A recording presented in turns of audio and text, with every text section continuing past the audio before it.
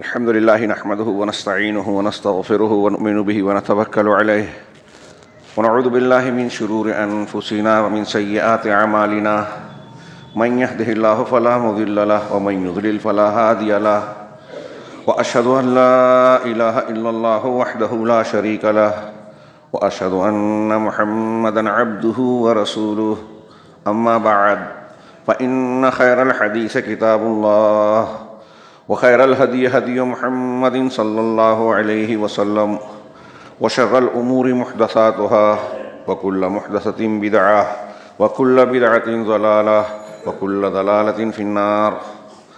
أعوذ بالله من الشيطان الرجيم. بسم الله الرحمن الرحيم. ومن يعمل سوءا أو يظلم نفسه ثم يستغفر الله يجد الله غفورا رحيما.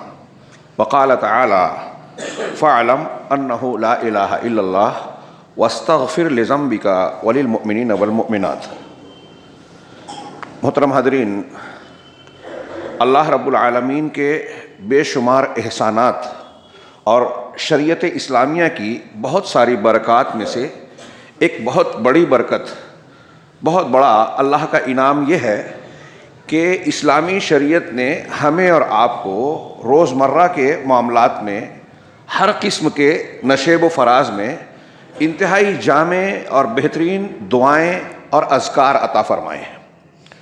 صبح و شام کے اذکار، سونے کے وقت کے اذکار، گھر سے نکلنے گھر میں آنے کی دعائیں، کھانا کھانے، فلاں اور فلاں کام کرنے کے لیے، مخصوص حالات، مصیبت، پریشانیوں کے لیے دعائیں. اگر آپ ان دعاؤں کی جامعیت پر غور کریں، موقع و محل کی جو شریعت نے تعلیم دی ہے اس پر نظر ڈالیں، تو معلوم ہوگا کہ یہ خود ہماری اپنی ضرورت ہے. ہماری بہت ساری مشکلات، پریشانیوں اور دکھ درد کے علاج کا سامان ہے، اس کا مرہم ہے. ہر دعا کی اگر آپ تفصیل میں جائیں، ہر دعا، ہر ذکر کی الگ الگ فضیلت اور الگ الگ فائدے بیان کیے گئے ہیں. ہم اسے معمولی سمجھتے ہیں، لیکن یہ مومن کا انتہائی زبردست ہتھیار ہے. دنیا کے اسباب میں سے کوئی سبب ہمارے اور آپ کے پاس ہو یا نہ ہو، کسی بھی حال میں کہیں بھی ہو، دعا ضرور کر سکتے ہیں، ذکر ضرور کر سکتے ہیں. آپ دیکھیے کہ حضرت یونس علیہ السلام مچھلی کے پیٹ میں ہے، کوئی ذریعہ نہیں ہے، کوئی رابطہ کسی سے نہیں ہے، نیٹ ورک نہیں ہے. اللہ رب العالمین سے دعا کرنے کا صرف ذریعہ تھا. انہوں نے وہاں دعا فرمائی اور اللہ رب العالمین نے اسے قبول کر کے انہیں نجات دی مصیبت سے. ہم روز کسی نہ کسی مسئلے، پریشانی، مشکل سے دوچار ہوتے ہیں. ان کے لیے اللہ رب العالمین نے جو مختلف حل اور تدبیریں بتائی ہیں وہ مادی اعتبار سے ہم کریں نہ کریں، کر سکیں یا نہ کر سکیں، دعا کے اعتبار سے جو روحانی علاج ہے وہ کر سکتے ہیں. ایسی ہی بہت ساری دعاؤں میں سے ایک ذکر میں آج کے خطبے میں بیان کرنا چاہتا تھا. ترمذی اور ابو داؤد کی ایک روایت ہے، جناب محمد رسول اللہ صلی اللہ علیہ وسلم نے ارشاد فرمایا کہ من قال استغفر اللہ الذی لا الہ الا هو الحی القیوم غفر له وان کان فر من الضعف، کہ جو شخص یہ جملہ کہے، استغفر اللہ، میں اللہ سے مغفرت چاہتا ہوں، بخشش چاہتا ہوں، الذی لا الہ الا ہو، لا الہ الا هو الحی القیوم، وہ پروردگار، وہ اللہ، اس سے میں معافی اور استغفار کر رہا ہوں جس کے سوا کوئی معبود برحق نہیں ہے. الحی القیوم، جو کہ الحی ہے، زندہ ہے، القیوم ہے.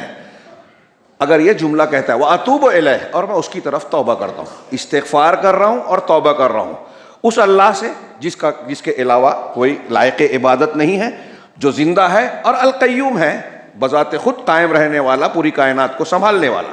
القیوم کا معنی، تو اس ذات سے میں مغفرت کر رہا ہوں اور طلب کر رہا ہوں اور توبہ. اللہ کے نبی صلی اللہ علیہ وسلم فرمایا کہ جو یہ کہے گا اس کے گناہ معاف کر دیے جائیں گے، یہاں تک کہ وَإِن كَانَ فَرَّ مِنَ الزَّحْفِ، اگرچہ وہ میدان جنگ سے، مقابلے سے بھاگ کیوں نہ گیا ہو. مقابلے سے بھاگ جانا، آپ نے وہ بخاری مسلم کی حدیث سنی ہے کہ 7 مہلک چیزوں سے بچو، اس میں 7ویں نمبر پر ہے وَالتَّوَلِّ يَوْمَ الزَّحْفِ. سب سے بڑے گناہوں میں سے ایک گناہ یہ ہے کہ مقابلے کے دن پیٹ پھیر کر بھاگ جانا، جس سے مسلمانوں کا بھی حوصلہ ٹوٹے گا اور مشرکین کا حوصلہ بڑھے گا. یہ چھوٹا گناہ نہیں ہے. اس سے اہل علم نے کہا کہ پتہ یہ چلا کہ استغفار اور سچی توبہ اور استغفار سے کبیرہ گناہ بھی معاف ہو سکتے ہیں. حقوق العباد والا معاملہ رہے گا تو ان سے تصفیہ کرنا اس کی شرط میں شامل ہے.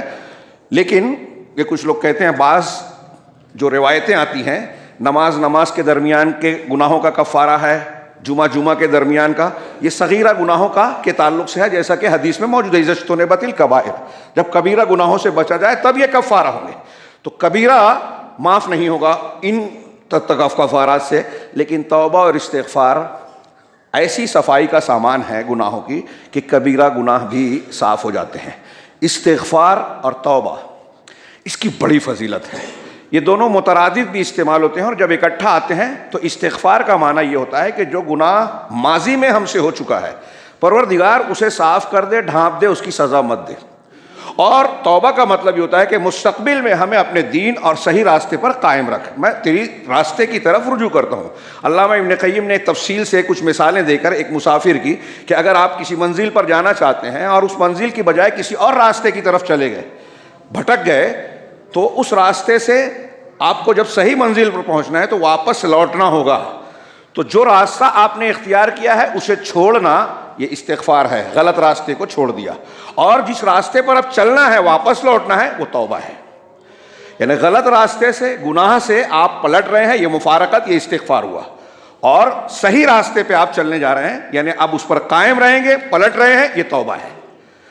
توبہ اور استغفار قرآن میں جگہ جگہ ساتھ آئے ہیں، توحید کے ساتھ آئے ہیں. اللہ رب العالمین نے اس کی بڑی تلقین کی ہے. جہاں انبیاء کی دعوت میں آپ کو ملے گا کہ انہوں نے اللہ کی ہی عبادت کا حکم دیا، وہاں توبہ اور استغفار کا ساتھ ساتھ حکم دیا.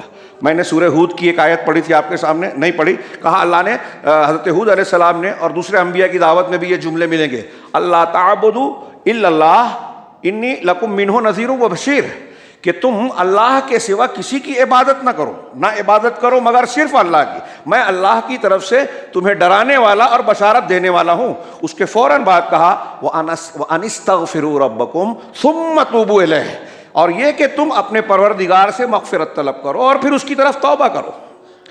توحید، استغفار اور توبہ جگہ جگہ آپ کو دعاؤں میں ساتھ ساتھ ملیں گے. یہ جو دعا میں نے آج بتانا چاہ رہا ہوں اس میں بھی ساتھ ہے. حضرت یونس علیہ السلام کا جو ذکر ہے لا الہ الا انت سبحانک انی کنت من الظالمین، اس میں بھی لا الہ الا انت پہلے توحید ہے، سبحانک تسبیح ہے، انی کنت من الظالمین اپنے گناہ کا اعتراف کر کے معافی کی طلبی ہے، استغفار ہے. یہ ہمارے اور آپ کے لیے کتنا ضروری ہے. بعض علماء نے لکھا کہ دنیا میں جو ہم کہتے سنتے ہیں گیا وقت پھر ہاتھ آتا نہیں، ماضی ہمارے ہاتھ سے جا چکا ہے، جو گزشتہ زمانہ ہے ہم اس کو اپنے قابو میں نہیں کر سکتے. لیکن اللہ رب العالمین نے توبہ اور استغفار کی شکل میں ایک ایسی چیز ہمیں عطا فرمائی ہے، ایسا انعام دیا ہے کہ ہم ماضی کی اصلاح کر سکتے ہیں.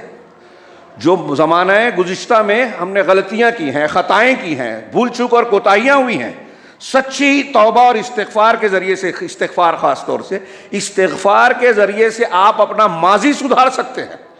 توبہ سے مستقبل سدھرے گا، توحید سے ماضی، حال اور مستقبل تینوں سدھرے گا. تو تینوں زمانوں کی اصلاح ہے اس دعوت میں جو انبیاء نے دی کہ اللہ کے سوا کسی کی عبادت نہ کرو، استغفار کرو، توبہ کرو. ماضی، حال، مستقبل تینوں آ جاتا ہے. اس کی بڑی فضیلت ہے. میں نے جیسا کہ عرض کیا کہ اس کے استغفار کے دنیا میں بھی بہت فائدے ہیں، آخرت میں اس کا اجر عظیم تو ہے ہی. استغفار، جہنم سے بچنے کے لیے استغفار اور توبہ ضروری ہے، جنت میں جانے کے لیے ضروری ہے. اس کے فوائد کیا ہیں؟ اللہ تبارک و تعالیٰ کا ارشاد ہے وَمَا كَانَ اللَّهُ مُعَذِّبَهُمْ وَهُمْ يَسْتَغْفِرُونَ، اللہ تبارک و تعالیٰ انہیں عذاب دینے والا نہیں ہے اس حال میں کہ وہ استغفار کرتے رہیں.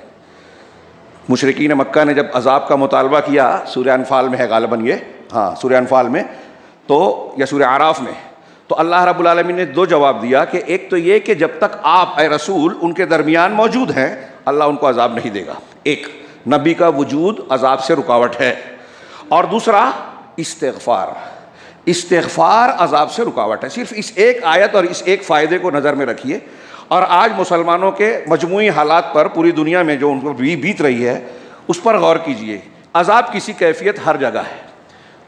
غزہ فلسطین کا معاملہ تو سر فہرست ہم سن رہے ہیں، دیکھ رہے ہیں، مناظر دیکھ نہیں جاتا. ظلم اور زیادتی کی انتہا ہو چکی. دنیا کے اور حصوں میں اس طرح کے مظالم ہو رہے ہیں مسلمانوں کو بدنام کیا جاتا ہے، اور نہ جانے کون کون سے مظالم ہیں، ہمارے گھر محفوظ نہیں ہیں، ہمارے مساجد محفوظ نہیں ہیں، اوقاف کے سلسلے میں جو ہے کوششیں جاری ہیں، وہ بھی داؤ پہ لگا ہوا ہے، کوئی چیز ہماری محفوظ نہیں ہے، اور ہمارے بڑے بڑے چھوٹے تو چھوڑیے خواص بھی جو ہے وہ خوف اور دہشت میں جی رہے ہیں، یہ خطرات کو محسوس کر رہے ہیں۔ ان خطرات کا دنیاوی طور سے جو بھی علاج ہو نہ ہو، تدبیر ہو نہ ہو، اس کے لیے جو کارگر ذریعہ ہو سکتا ہے کہ ہم اپنے آپ کو محفوظ قلعے میں محفوظ کر لیں، بچا لیں، اس کا ایک ذریعہ ہے استغفار اور توبہ۔ اور جو مصیبتیں آتی ہیں اس کا ایک مقصود بھی یہ ہے، اللہ رب العالمین کی وہ آیت آپ بار بار سنتے پڑھتے ہیں، اولا یرون انہم یفتنون فی کل عام مرۃ او مرتين ثم لا يتوبون ولا هم يذکرون، کہ کیا یہ نہیں دیکھتے کہ سال میں ایک دو مرتبہ فتنے میں، پریشانیوں میں مبتلا کیے جاتے ہیں، پھر بھی توبہ نہیں کرتے، نصیحت حاصل نہیں کرتے۔ مطلب جو مصیبت پریشانیاں آتی ہیں اس کا بھی مقصود یہ ہے کہ اللہ تعالیٰ اس کے ذریعے سے ہمیں جھنجھوڑ کر بیدار کرنا چاہتا ہے، اور اپنے بھٹکے ہوئے راستے سے واپس لوٹ کر صحیح راستے پہ آنے کی تعلیم دیتا ہے، اس کی دعوت دیتا ہے۔ یہ مصیبتیں ہم کو جھنجھوڑتی ہیں، صحیح راستے کی طرف بلاتی ہیں، توبہ اور استغفار پر ابھارتی ہیں۔ اس کا ایک مقصود یہ ہے۔ تو ایک تو یہ کہ اس سے عذاب سے محفوظ ہوگا۔ حضرت حسن بصری رحمہ اللہ سے ایک روایت مروی ہے، ایک شخص ان کے پاس آیا اور کہا کہ خشک سالی ہے، بارش نہیں ہو رہی ہے، قحط سی کیفیت ہے ہمارے علاقے میں۔ تو انہوں نے کہا استغفر اللہ، اللہ سے مغفرت طلب کرو، استغفار کرو۔ ایک اور شخص آیا، اس نے کہا کہ میرے گھر میں بڑی فقیری ہے، فاقہ مستی ہے، فقر کا مسئلہ ہے میرے سامنے، کہا اللہ سے مغفرت کرو۔ ایک تیسرا آدمی آیا، اس نے کہا کہ میرے گھر میں اولاد نہیں ہو رہی ہے، بے اولاد ہوں، کہا استغفار کرو۔ اور ایسے ایک دو مسئلے آئے تو سب سے آپ نے کہا استغفار کرو۔ شاگرد نے پوچھا کہ الگ الگ بیماریاں، پریشانیاں، علاج آپ ایک ہی بتا رہے ہو، یہی سوچ لیجئے کہ ہمارے کتنی پریشانیاں ہیں، بہت سے ہمارے گھر میں مسئلہ ہے، سماج میں مسئلہ ہے، مسلمانوں کے اجتماعی امور میں مسئلہ ہے، سیاسی مسائل ہیں، اقتصادی مسائل ہیں، ہمارے معاشیات کا ہر مسئلہ ہے۔ حضرت حسن بصری نے ہر مسئلے کے حل کے لیے کہا استغفار کرو۔ تو لوگوں نے کہا، تو حضرت حسن بصری رحمہ اللہ نے کہا کہ میں نے یہ جواب اپنی طرف سے نہیں دیا، قرآن سے دیا ہے۔ حضرت نوح علیہ السلام کی زبانی اللہ تعالیٰ نے جو ان کی دعوت نقل کی اپنی قوم سے، انہوں نے کہا استغفروا ربکم انہ کان غفارا، اپنے پروردگار سے مغفرت طلب کرو، وہ بہت بخشنے والا ہے۔ یرسل السماء علیکم مدرارا، وہ تم پر موسلا دھار بارش برسائے گا، خوب خوب پانی برسائے گا۔ وَيُمْدِدْكُمْ، دیکھیے استغفار کرو گے تو بارش آئے گی، اللہ تعالیٰ کہہ رہا ہے، اللہ کی بات غلط ہو ہی نہیں سکتی۔ وَيُمْدِدْكُمْ بِأَمْوَالٍ وَبَنِينَ، اور تمہاری مدد کرے گا، کیسے؟ مال سے اور اولاد سے۔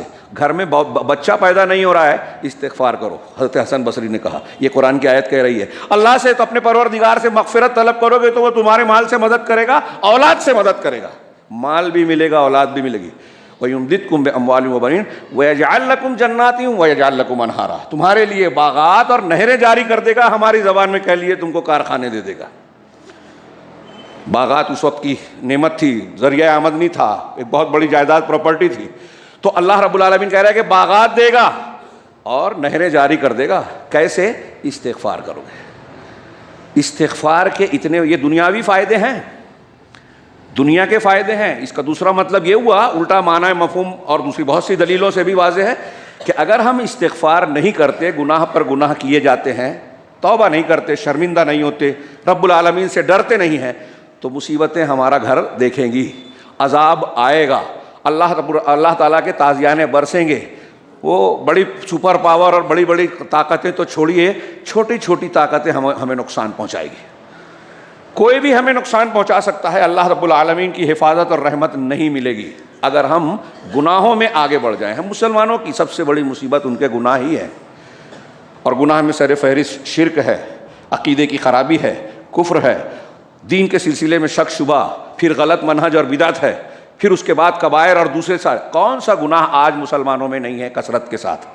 اور اگر ہم یہ کہیں کہ مسلمانوں کی مصیبت کی اصل وجہ یہی گناہ ہے، آپ کتنی بھی تدبیر ان چیزوں کو چھوڑ کر کرتے رہے، دنیاوی اعتبار سے کارگر نہیں ہوگی، یہ طے بات ہے۔ ایک مومن کا ایمان ہونا چاہیے، اور یہ بھی یقین ہونا چاہیے کہ اگر سچے دل سے توبہ استغفار ہم کریں، اپنی اصلاح کریں، تو اللہ کی رحمت آ کے رہے گی، اللہ حفاظت کرے گا، اللہ عذاب سے بچائے گا. مصیبتیں بطور آزمائش و امتحان آئے گی, انبیاء کو بھی آئی, لیکن رسوائیاں نہیں ملے گی, تباہیاں نہیں آئے گی, جیسا کہ آج ہم چاروں طرف دیکھ رہے ہیں.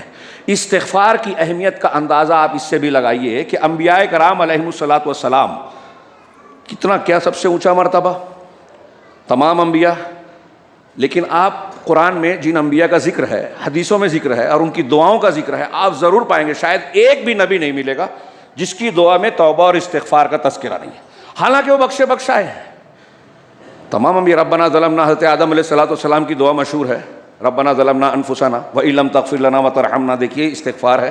حضرت یونس علیہ الصلوۃ والسلام کے میں نے بھائی, حضرت نوح علیہ السلام, حضرت ابراہیم, حضرت موسیٰ, کوئی ایک نبی بھی نہیں ہے, اگر سب کی دعاؤں کا ذکر کرو تو اسی میں وقت ختم ہو جائے گا. نبی کریم صلی اللہ علیہ وسلم آپ کا تو معاملہ دیکھیے, مسلسل استغفار کرتے تھے. ایک مومن بندے کے لیے, ہمارے آپ کے لیے یہی کافی ہے کہ وہ نبی, وہ پیغمبر جن کے اگلے پچھلے کچھ گناہ ہی نہیں ہیں, بخشے بخشائے ہیں. حضرت عائشہ صدیقہ نے کہا بھی صحیحین کی روایت میں کہ جب آپ قیام کرتے رات میں تو آپ کے پیر سوج جاتے. میں نے کہا کہ آپ کی شخصیت تو ایسی ہے کہ اگلے پچھلے گناہ سارے معاف ہیں, گناہ ہے ہی نہیں. ہاں, انبیاء کے اعتبار سے اگر کوئی غلطی ہوتی تو فوراً ٹھیک ٹھاک وہ معصوم ہے, تو آپ کا تو کوئی گناہ ہی نہیں ہے, سارے کے سارے بخشے بخشائے ہیں. پھر آپ اتنی محنت کیوں کرتے ہیں عبادت میں؟ تو اللہ کے رسول صلی اللہ علیہ وسلم نے فرمایا, افلا اکون عبدا شکورا, کیا میں شکر گزار بندہ نہ ہو جاؤں؟ اور آپ کا یہ معمول تھا کہ آپ کہتے تھے لوگوں توبہ, اللہ سے توبہ کرو, لوگوں اللہ سے توبہ کرو. میں ایک دن میں 100 مرتبہ توبہ کرتا ہوں, گناہ نہیں ہے پھر بھی توبہ کر رہے ہیں. کیوں؟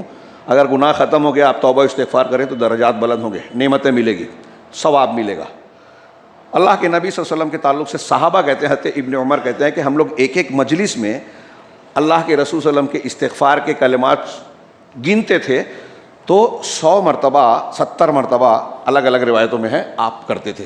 رب اغفر لی وتب علی انک انت التواب الرحیم. ایک مجلس میں آپ 70 مرتبہ, بعض روایتوں میں 100 مرتبہ کہتے تھے, رب اغفر لی, پروردگار مجھے بخش دے, وتب علی, میری توبہ کو قبول فرما, یقیناً تو بہت ہی توبہ کو قبول کرنے والا اور مہربان ہے. ایک مجلس میں آپ کہتے تھے. نبی کریم صلی اللہ علیہ وسلم کے استغفار کے صیغے دیکھیے, قرآن کی دعاؤں میں جو ہیں, آپ کی دعاؤں میں استغفار کے مختلف صیغے ہیں. نماز کے اخیر میں حضرت ابوبکر صدیق نے کہا صحیحین میں کہ اللہ کے رسول کوئی ایسی دعا بتائیے جو میں نماز کے آخر میں پڑھوں. آپ نے کہا اللہم انی ظلمت نفسی ظلما کثیرا, میں نے اپنے آپ کو اے اللہ ظلم کیا ہے, بہت زیادہ ظلم. ولا یغفر الذنوب الا انت, اور تیرے سوا کوئی گناہ کو بخشتا نہیں ہے. فاغفر لی, لہذا تو بخش دے, تو بڑا بخشنے والا ہے. آگے پڑھیے دعا. یہ ایک دعا. نماز کے فوراً بعد سلام پھیر کے استغفر اللہ کہتے تھے. حج کے بعد, عبادات کے بعد استغفر اللہ کہتے تھے. وضو کے بعد کی دعا میں معافی طلب کرتے تھے. وضو کے وقت کفارہ مجلس میں ہے سبحانک اللہم وبحمدک اشہد ان لا الہ الا انت استغفرک واتوب الیک. توحید بھی ہے, تسبیح بھی ہے, تسبیح اور حمد بھی ہے, اور استغفار اور توبہ بھی.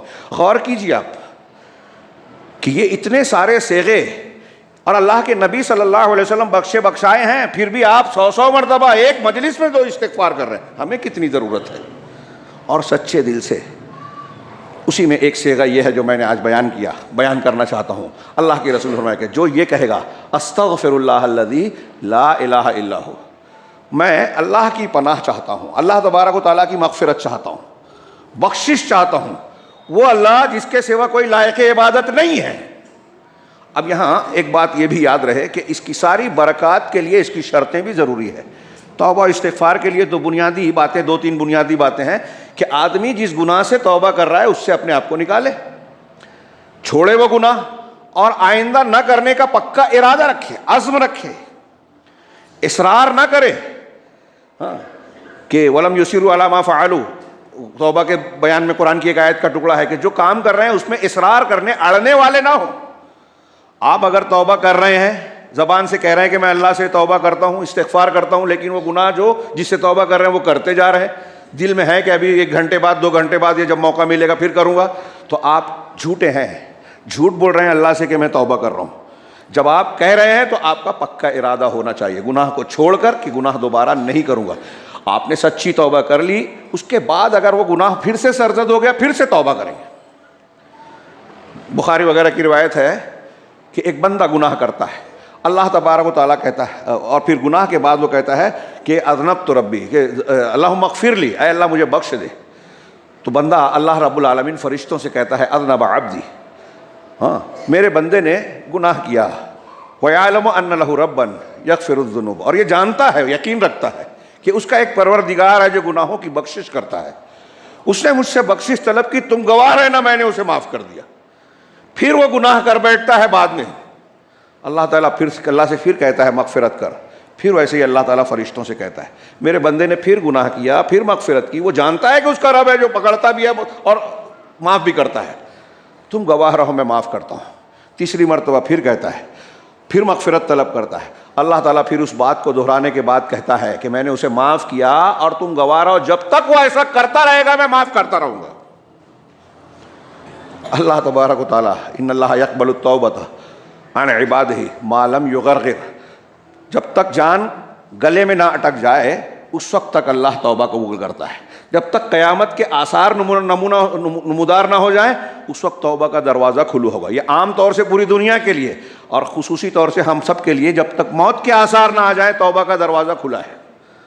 اللہ کے رسول صلی اللہ علیہ وسلم نے اپنے چچا ابو طالب کو آخری وقت میں بیمار تھے تب کہا لا الہ الا اللہ کہہ لو، جہنم سے بچانے کے لیے حجت پیش کروں گا اللہ کے سامنے. ہوش و حواس جب تک ہے، سکرات نہیں ہے، توبہ کا دروازہ کھلا ہے. ان الذین فتنوا المؤمنین والمؤمنات، اور جو آیت ہے کہ ان الذین فتنوا المؤمنین والمؤمنات ثم لم یتوبوا، اور جو تیسرا تثلیث کو ماننے والی عیسائیوں کا تذکرہ ہے ان کے لیے بھی توبہ کا ذکر ہے آیت میں. حضرت حسن بصری ان الذین فتنوا والی آیت کو پڑھ کر کہتے ہیں کہ دیکھیے اللہ کا کرم، اس کا احسان، اس کی سخاوت، کہ ان لوگوں نے اللہ کے اولیاء کو قتل کیا، اللہ سے دشمنی کی، پھر بھی اللہ نے توبہ کا دروازہ کھول رکھا ہے. وہ بندوں کو عذاب دینا نہیں چاہتا، اس کو توبہ استغفار بہت پسند ہے. مثال آپ نے سنی ہے صحیح مسلم میں کہ ایک آدمی کا اونٹ ریگستان میں سامان سمیت گم ہو جائے، جب ملتا ہے دوبارہ تو وہ مارے خوشی کے پاگل ہو جاتا ہے، باولا سا ہو کے کہتا ہے پروردگار تو میرا بندہ اور میں تیرا رب ہوں. وہ کہنا چاہتا ہے کہ پروردگار تو میرا رب میں تیرا بندہ، لیکن خوشی کی زیادتی کی وجہ سے اسے احساس نہیں ہے کہ وہ الٹا کہہ رہا ہے. اللہ اس بندے سے زیادہ خوش ہوتا ہے. اللہ تعالیٰ پاگل پر نہیں آتا، اللہ اس سے زیادہ خوش ہوتا ہے. توبہ کتنی اہمیت کی حامل ہے یہ اندازہ کیجیے. اور پھر ساتھ ہی ساتھ اس کے توحید، اس کی اہمیت کا اندازہ اس سے بھی لگائیے کہ مسلم شریف کی حدیث میں اللہ تعالیٰ نے فرمایا لو لم تذنبوا لذهب اللہ بکم، اگر تم گناہ نہیں کرو گے تو اللہ تمہیں ختم کر دے گا. وَلَجَاءَ بِقَوْمٍ، اور ایسی قوم کو لائے گا کہ یذنبون فیستغفرون اللہ، غلطی کریں گے، گناہ کریں گے اور اللہ سے معافی مانگیں گے، اللہ انہیں معاف کرے گا. اس کا یہ مطلب نہیں کہ اس حدیث سے استدلال کر کے کہیں کہ اللہ تعالیٰ نے تو ہم کو گناہ کرنے کے لیے کہا، نہیں، اللہ نے توبہ کے لیے کہا ہے. توبہ پسند ہے. حضرت آدم علیہ السلام کی خصوصیت بتائی، ابلیس نے گناہ کر کے جو ہے تکبر کیا، اکڑ گیا، اور آدم نے توبہ کر کے شرمندگی اختیار کی، معافی مانگی. یہ انبیاء کا یہ ان کا طریقہ ہے. میں یہ کہہ رہا تھا کہ اس کے لیے شرط ہے کہ اصرار نہ کریں، گناہ کو چھوڑے وقت نہیں ہے، اس لیے یہ ضروری ہے اور تفصیل کا بھی موقع نہیں ہے. لیکن میں اشارہ کرنا چاہتا ہوں کہ ہم جس وقت توبہ کر رہے ہیں، استغفار کر رہے ہیں، ہمارا عزم ہونا چاہیے. اور میں جیسا کہ عرض کر رہا ہوں، وقت نہیں ہے یہ بتانے کی کہ آج اس کی بہت شدید ضرورت ہے ہم کو، بلکہ ہمیشہ. میں نے کہا کہ روزمرہ کی زندگی میں ہماری جو ضرورت ہے نا، صبح شام کی دعاؤں میں وہ ضرورت پوری کی گئی ہے، ہم اس پر توجہ نہیں دیتے. وہ ہماری ضرورت ہے کہ روزانہ صبح شام سونے کے گھر سے نکلنے کی دعائیں پڑھیں. یہ ہماری حفاظت، رحمت، اللہ رب العالمین کی برکات اور رحمتوں کو سمیٹنے کا سامان اور ذریعہ ہے. یہ ہماری ضرورت ہے جیسا کہ میں نے کہا. اب میں عرض کر رہا تھا کہ چھوڑنا اور عزم رکھنا، اس کی مثال دیکھیے. صحابہ کرام نے جب توبہ کی تو کیسے کی؟ غامدیہ آ کے جرم کا اعتراف کیا، زنا کا، پیٹ میں بچہ ہے، اللہ کے رسول نے واپس بھیج دیا. کافی لمبا پیریڈ تھا، موقع تھا، وہ کہہ سکتی تھیں کہ میں نے جھوٹ کہا، یہ کہہ دیتی تو بچ جاتی. اہل علم نے لکھا کیونکہ کسی نے ان کے خلاف مقدمہ شکایت نہیں کی تھی، گواہی نہیں دی تھی، خود انہوں نے اعتراف کیا تھا، تو اصولاً وہ بچ سکتی تھی. کتنا دن ملا، بچہ پیدا ہوا، پھر آئی بچے کو فوراً لے کر، کہا ابھی بچے کی غذا تمہارے سینے سے جڑی ہے، لہٰذا جب بچہ اناج کھانے لگے تب آنا. پھر کتنا موقع ملا، پھر جب بچہ اناج کھانے لگا پھر آتی ہیں. اب غور کیجئے کہ وہ اپنی توبہ پر قائم ہیں کہ مجھے میرے کیے کی سزا دنیا میں مل جائے، آخرت میں یہ عذاب نہیں جھیل سکتی. ایسے ہی حضرت کعب ابن مالک، مرارہ بن ربیع اور ہلال ابن امیہ کا جو تین لوگوں کا بائیکاٹ ہوا تھا، غزوہ تبوک میں بلا عذر پیچھے رہنے کے جواب میں اللہ کے رسول نے ان سے بائیکاٹ کرنے کا حکم دیا، پورا مدینہ کٹ گیا، 50 دن تک بائیکاٹ رہا۔ اس درمیان ان کی جو روداد ہے، بخاری مسلم کی حدیث میں پڑھیے، آنکھوں سے آنسو آ جاتے ہیں کہ اپنے سگے چچا چھپ چھپا کے، سگے چچا زاد بھائی جو دوست بھی تھے بچپن کے، ان کے سامنے گئے، سامنے انہوں نے پیٹ پھیر لیا، انہوں نے سلام کیا، جواب نہیں دیا۔ پھر ایسا ہی ہوا، پھر تیسری مرتبہ کہا کہ کیا میں اللہ اور رسول سے محبت نہیں کرتا؟ تو انہوں نے اتنا کہا کہ اللہ اور اس کے رسول بہتر جانتے ہیں۔ کہا میری آنکھیں ڈبڈبا آئیں گے، میری آنسو چلا کر جہاں سے میں گھسا تھا وہیں سے واپس آ گیا۔ مسلمانوں میں مسجد میں جا رہے ہیں، نماز پڑھ رہے ہیں، کوئی ملنے والا نہیں، سلام کر رہے ہیں، کوئی جواب نہیں دے رہا ہے۔ 40ویں دن بیوی کو بھی الگ ہونے کا آرڈر آیا، وہ بھی کر لیا۔ بادشاہ کی طرف سے بلاوا آیا ملک غسان سے، لیکن اس کو بھی پھینک دیا، بکے نہیں کہ چلو اللہ کے رسول صلی اللہ علیہ وسلم اور مسلمانوں نے بائیکاٹ کیا ہے تو وہاں جا کے مل لیں۔ انہوں نے کہا کہ تم جیسے شخص کو چھوڑا نہیں جا سکتا، میرے پاس آؤ، ہم معاملہ نپٹا دیں گے۔ تو اس نے کہا انہوں نے کہا یہ بھی فتنہ ہے۔ سوچا نہیں صحابی رسول نے، فوراً ان کے خط کو ایک تنور میں ڈال کے جلا دیا۔ بکے نہیں، جھکے نہیں۔ چنانچہ حضرت کعب ابن مالک کہتے ہیں کہ میں اسی غم و افسوس میں 50واں دن گزار رہا تھا اپنے گھر کی چھت پر، اور اسی غم میں ڈوبا ہوا تھا نماز فجر پڑھنے کے بعد کہ اچانک سلا پہاڑی سے ایک چیخنے والے کی آواز آئی کہ اب شر یا کعب، اے کعب خوش ہو جاؤ۔ کہا میں فوراً سجدے میں گر گیا، سمجھ گیا کہ اللہ کی طرف سے کشادگی آ گئی، کیونکہ جس مدینہ میں کوئی سلام کا جواب نہیں دے رہا ہے وہاں بشارت کی آواز آ رہی ہے۔ اور گھر سے نکلا تو پھر اس کے بعد جھک در جھک لوگ جو ہے میرا استقبال کر رہے ہیں، مبارکباد دے رہے ہیں کہ تمہاری توبہ کو اللہ نے قبول کیا۔ 50 دن تک اتنی سختیاں جھیلی، لیکن کبھی یہ خیال نہیں آیا کہ ارے مجھ سے غلطی ہو گئی تھی، چلو چھوڑو، میں تو کوئی ایسی بات تو نہیں تھی، میں ناراضگی کا مظاہرہ کر دوں یا میں اپنے پرانی روش پہ آ جاؤں، مدینہ چھوڑ دوں، بادشاہ کے مطالبے پہ چلا جاؤں۔ اپنی توبہ پر قائم رہے، مغفرت طلب کرتے رہے۔ جب ہم کوئی کسی گناہ سے توبہ کریں تو اس وقت ہمارا یہ احساس اور یہ جذبہ عزم کے ساتھ ہونا چاہیے کہ ہم آئندہ یہ گناہ نہیں کریں گے۔ یہ ہماری اور آپ کی ضرورت ہے۔ آئیے اس دعا پر سرسری سی نظر ڈالیں کہ اتنی بڑی فضیلت اس کی کیوں ہے۔ کلمات پر غور کریں۔ استغفر اللہ، میں اللہ کی بخشش چاہتا ہوں، جو گناہ ہے اس پہ شرمندہ ہوں، چھوڑ رہا ہوں گناہ کو۔ الذی لا الہ الا ہو، وہ اللہ جس کے سوا کوئی لائق عبادت نہیں ہے، الہ نہیں ہے، لا الہ الا اللہ۔ یہ کلمہ سب سے عظیم کلمہ۔ ابھی جو آیت پڑھی ہم نے، اللہ تعالیٰ نے سورہ محمد میں اپنے رسول سے خطاب کیا کہ فَعْلَمْ أَنَّهُ لَا إِلَهَ إِلَّا اللَّهُ، یہ علم رکھو، یہ جاننا ضروری ہے۔ اللہ تعالیٰ کا آرڈر ہے کہ یہ علم حاصل کرنا پڑے گا آپ کو۔ کیا کہ أَنَّهُ لَا إِلَهَ إِلَّا اللَّهُ، اللہ کے سوا کوئی معبود نہیں ہے، معبود برحق۔